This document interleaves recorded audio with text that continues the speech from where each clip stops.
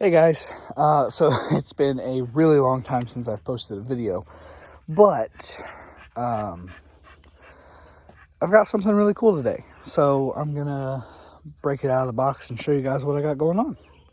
So I bought a forge. Yeah, I bought one of these guys to start working on some knife making and some other small forging projects that I have in mind. And today I'm going to assemble it, and hopefully here in the future I will have some videos on forging and knife making and all kinds of cool stuff. So I'm going to get everything out of the box and then we'll get it assembled. Alright, so I got everything unboxed. Here is the body of the forge. It comes pre-installed with the KO wool, the like the fire wool. It's got two burners, and then what we have here, we have two of the fire bricks for the bottom, so you can set stuff on those and not tear up the KO wool. It's got a refractory coating, which is for the KO wool so it doesn't tear up and it doesn't give off the fibers.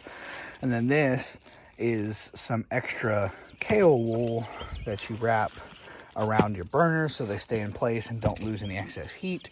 It's got a regulator, and then it even comes with Teflon tape for your brass connections. And then here is the two burner setup they have. They have gas shutoffs, so you can run, I assume, so that you can run one and not two at the same time. And then it's got the hosing, and then yeah, this regulator goes to the tank. It doesn't come with a tank. You have to get your own tank, but that's not too bad. It's also got a maintenance kit that comes with two nozzles, like needle valves or whatever. And then here is the burners. So I'm gonna go ahead and start the setup of this. You have to do the refractory coating first and let it dry for 24 hours. So I'm gonna start with that and get it all taken care of.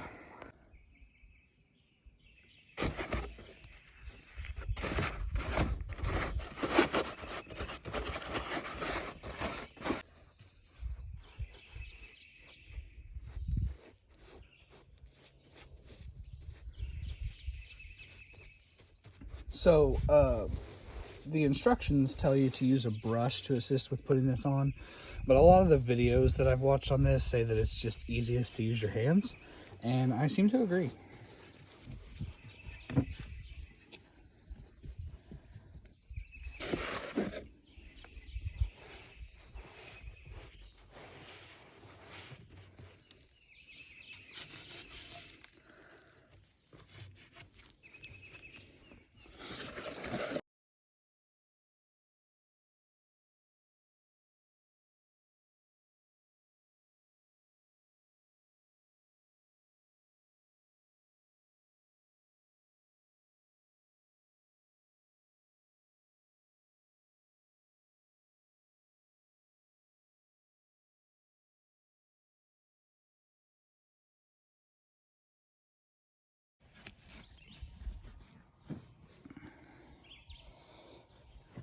All right, need to mix up some more shit.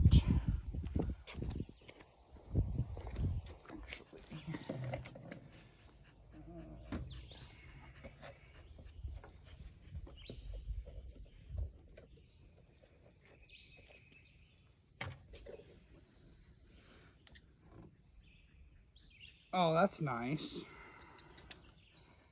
All right, so now that I am plenty dirty, I'm gonna go wash up. I'm gonna let this dry, and then once I get cleaned up and I get this cleaned up, I'm gonna go ahead and install my piping and my burners on top here. These are just set screws, so you can back each one of these off, let the burner sit in there, and then tighten them back up so that it holds it in place. And you can, I need a tool for that one, which they give you the tool for these, but you can tighten one more and tighten one less so that it sits directly in the center, which I think is awesome. So there's no guesswork. It's just put it in, tighten your screws. Super easy. I love this. I missed a little bit of goop right here. All right, so I got my forge test firing. You can kind of see it getting red in there. I think it's gonna turn out pretty cool. I'm gonna go get a piece of metal and heat it up. I don't have fire brick. I need to put some fire brick in there. Okay, so I test fired my forge the other day. What I'm gonna do today is I'm gonna build my blacksmithing station. It's currently 8 o'clock at night, something like that. And it's still daylight, so I got plenty of daylight to work, and it's not too hot. So I'm gonna get started. Here's my plans. So I've got this steel drum that we got and never used. What I've got here is the indentation of the steel drum and where I'm gonna put it. Over here, underneath our old deck right here, I got my propane. I got my forge right here, which will go on top of the steel drum. And I'm gonna build a fixture of some kind to go on top of here to hold some brick. But what I'm gonna do is dig this out so that the steel drum sets in the ground, because it's a little light.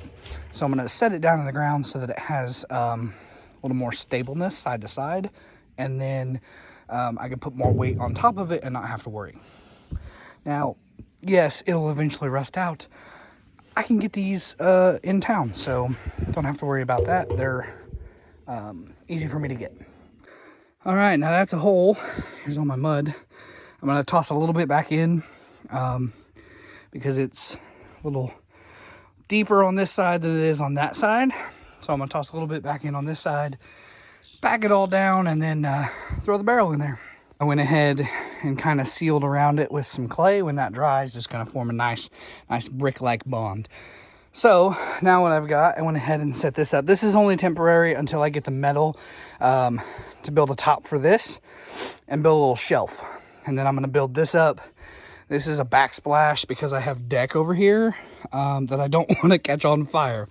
And then I'll be working from this side, and I need to move my dirt pile. I didn't plan that out very well. I put the dirt right where I was gonna have to be standing to move my metal in and out. But today, let me get all my stuff out of the way here. I brought my anvil up. Well, it's not mine, it's my grandpa's. But I brought the anvil up that I'm going to be using. I've got an old axe head here that I'm going to transform into something else. And then this is what I believe a cross-peen hammer with a super narrow point. This old hammerhead was found. I punched the broken handle out of it, and I'm going to get a new handle for it. So now I've got a cross-peen hammer that looks like that. Hey, I made a hammer. And then I just tested all my connections to make sure there were no leaks. So that's done. And something that I'll have in the future is a better pair of pliers than these channel locks here. I'm going to try to heat up this piece of metal and see if I can't forge this hammer out into a spike. We'll see how it goes. Keep you guys updated. All right, so I have the forge going. You can probably hear it. It's still doing a little bit of the sputtering.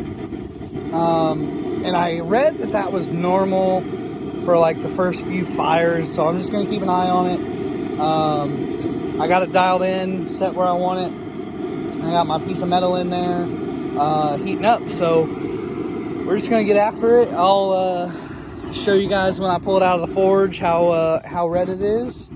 So see there, it's sputtering again. I don't know if I need to give it more airflow from the burner. I mean, it has decent airflow. It's got enough pressure coming from the nozzle. If you guys got any tips to get it to stop sputtering, let me know in the comments. Oh yeah, she's getting red. Okay, so I'm not sure what happened, but I took 2 swings with my hammer and my axe head disintegrated. So if you know what happened there, let me know in the comments. But yeah, I don't know. I'm at a loss for words on that one. Definitely want to forge, so I'm going to show you guys all of my forging endeavors and when I start making some really cool stuff. So I hope you guys stick with me. Thanks for watching. Leave a like if you liked the video, and I'll catch you in the next one.